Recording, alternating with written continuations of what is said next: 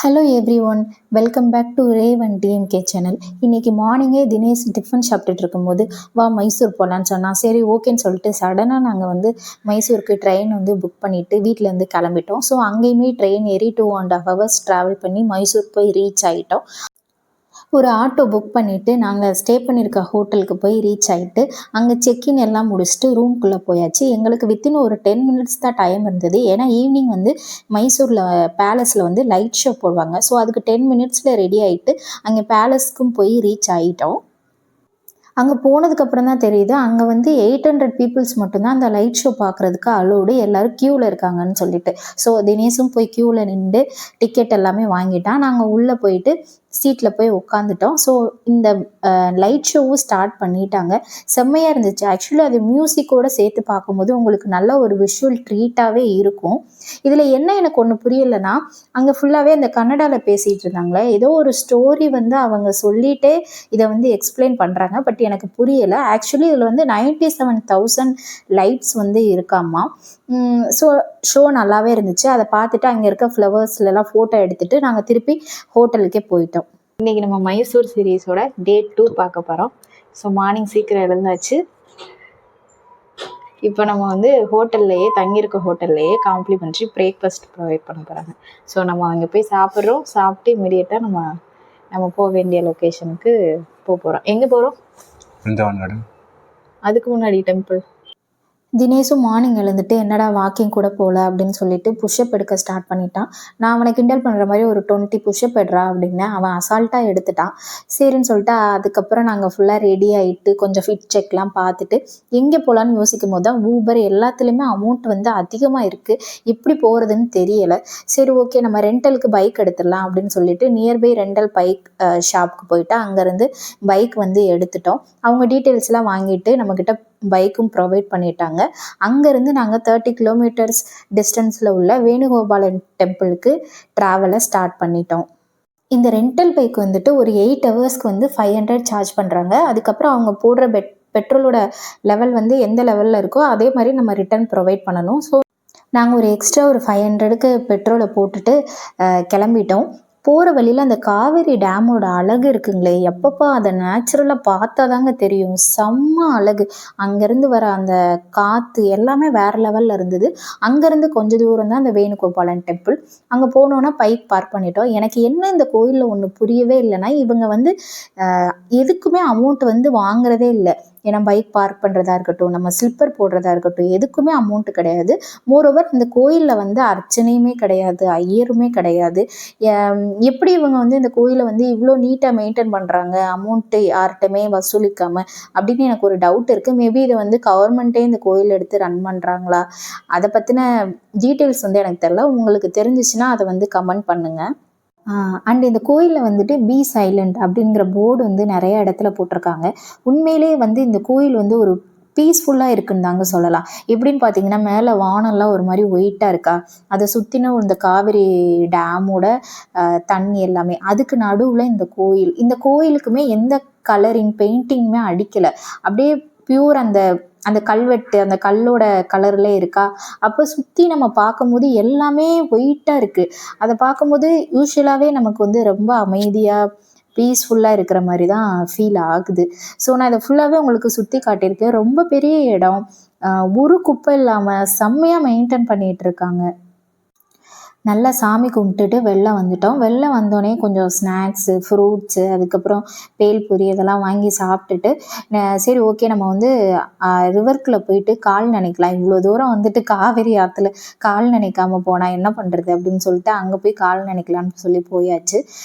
அவன் நல்லா ஃபுல்லாக போய் தண்ணியில் போய் விளாண்டுட்டு இருந்தான். நான் கொஞ்சம் நல்லா ஸ்நாக்ஸ்லாம் சாப்பிட்டுட்டு வெளிலே நின்றுட்டு இருந்தேன். வான்னு சொல்லி கூப்பிட்டுட்டு இருந்தான். நான் ஃபுல்லாகவே வீடியோ எடுத்துட்டு அந்த தண்ணியோட அழகு எல்லாத்தையுமே நல்லா ரசித்து பார்த்துட்டு இருந்தேன். ஏன்னா இந்த காவிரியோட அழகை நம்ம தமிழ்நாட்டில் பார்க்க முடியாது இல்லையா? அதனால தான். அவன் கூட என்னடா இவ்வளோ ரசிக்கிற, வாடா நம்ம போய் மதுரையில் போய் நம்ம வைகை ஆத்துல தண்ணி வரும்போது பார்த்துட்டு இருக்கலாம் அப்படின்னா, சரி ஓகே அதெல்லாம் ஃபன்னு. அதுக்கப்புறம் நாங்கள் வந்துட்டு ஆஃப்டர்நூன் லஞ்சுக்கு ஒரு ஹோட்டல் போயிட்டோம். அங்கே போயிட்டு நான் ஃபிஷ்ஷு, பன்னீர் பட்டர் மசாலா அப்புறம் எல்லாமே வாங்கி சாப்பிட்டோம். அதுக்கப்புறம் ஒரு கோலி சோடா வாங்கி குடிச்சிட்டு அதுக்கப்புறம் இங்கேருந்து நாங்கள் வந்து பிருந்தாவன் கார்டன் போகிறதுக்கான பயணத்தை வந்து தொடங்கிட்டோம். போய் சேர்றதுக்கு ஒரு 1/2 அன் ஹவர் கூட இல்லை கைஸ். அதுக்குள்ளே அவன் பசிக்குதுன்னு சொல்லிட்டு மறுபடியும் ஒரு குக்கும்பர் வாங்கி அதில் மசாலாலாம் போட்டு நல்லா ரசித்து ரசித்து சாப்பிட்டுட்டு இருந்தான். சரி ஓகேடா லேட் ஆச்சு, போய் ஒரு டிக்கெட் எடு அப்படின்னா, அங்கே போனதுக்கப்புறம் தான் தெரிஞ்சிச்சு அந்த டிக்கெட் கவுண்டருக்கு வந்து யூபிஐ கிடையாது, வெறும் கேஷ் மட்டும்தானு. எனக்கு இதுவும் ஒரு டவுட் கைஸ். ஏன்னா மைசூர் பேலஸ்லையுமே அங்கே போய் நாங்கள் லைனில் நிற்கும் போது கேஷ் தான் அப்படின்னு சொன்னாங்க. ஸோ இங்கேயுமே கேஷ் மட்டும்தான் ப்ரொவைட் பண்ணுறாங்க. ஸோ மேபி இந்த மைசூரில் இந்த மாதிரி ஒரு சிஸ்டம் தானா என்னன்னு எனக்கு தெரியல. மேபி நீங்கள் விசிட் பண்ண வரீங்கன்னா எல்லாமே டிஜிட்டல் இந்தியா நினச்சிட்டு டிஜிட்டலாக நீங்கள் போகலான்னு நினச்சிடாதீங்க. கேஷ் வந்து மறக்காமல் எடுத்துகிட்டு வந்துக்கோங்க. அதுக்கப்புறம் இதை ஃபுல்லாகவே நாங்கள் சுற்றி பார்த்தோம். செம்மையாக இருந்தது. அந்த அந்த வாட்டரை இது பண்ணதாக இருக்கட்டும், அதை சுற்றி உள்ள ஃப்ளவர்ஸ் அவங்க அந்த கார்டன் மாதிரி செட் பண்ணதாக இருந்தது, எல்லாமே வேறு லெவலில் இருந்தது. ஆக்சுவலி நீங்கள் வந்து பிருந்தாவன் கார்டன் போகிறீங்கன்னு நினச்சிங்கன்னா ஒரு ஆஃப் டே எடுத்துக்கோங்க. ஒரு ஆஃப் டே அங்கே நம்மளால் ஸ்பெண்ட் பண்ண முடியும். அதுக்கான என்டர்டெயின்மெண்ட்கான எல்லாமே அங்கே இருக்குது. ஸோ அந்த மாதிரி நீங்கள் பிளான் பண்ணிக்கோங்க. இங்கேயுமே 6:30க்கு மேலே அந்த மியூசிக்கல் லைட் ஷோ வந்து போடுவாங்க. ஸோ அதுக்காக தான் நாங்கள் வெயிட் பண்ணி காத்திருந்தோம். இங்க பாருங்க, லக்கேஜ் எல்லாம் தூக்கிட்டு தெரியுறோம். எப்படி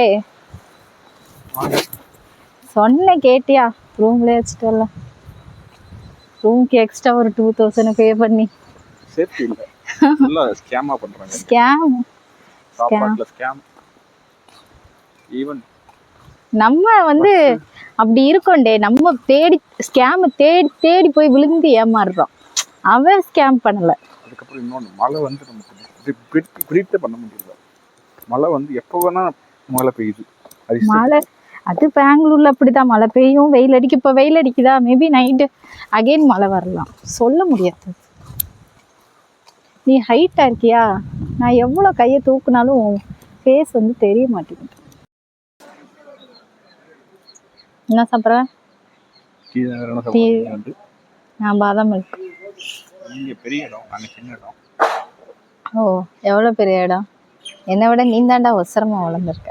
அந்த பெரிய இடம் வசதியில் பெரிய இடம். வசதியில் பெரிய இடம் தான். காலையில் 1000 ரூபாய்க்கு சண்டை போட்டுட்டு நடந்தே பேக்கு தூக்கிட்டு வந்தோமா ரூம்ல இருந்து. ஓ அப்படி வரீங்க. ஐஸ் டீயா? ஐஸ் டீ தான் மாற்றி சொல்றான். ஐஸ்கிரீம்னு சொல்றான். Ice tea, ice tea, ice tea தனித்தனியாக சொல்லுவான். ஐஸ் டீ ஒன்றா சேர்க்கலாம். நம்ம அந்த ஐஸ் டீல டீயை விட்டுட்டு ஐஸை மட்டும் வாங்கிக்கலாமே, எப்படி? டீயெல்லாம் குடிச்சிட்டு நாங்கள் அப்படியே மறுபடியும் போய் சுற்றி பார்க்க போனோம். ஸோ அந்த வாட்டரில் வச்சு அந்த ஃபவுண்டெயின் பண்ணியிருக்காங்கல்ல, அதுதாங்க ரொம்ப வேறு லெவலில் இருந்தது. அதுக்கப்புறம் அந்த ஃப்ளவர்ஸ் கார்டன்லாம் இருந்தது.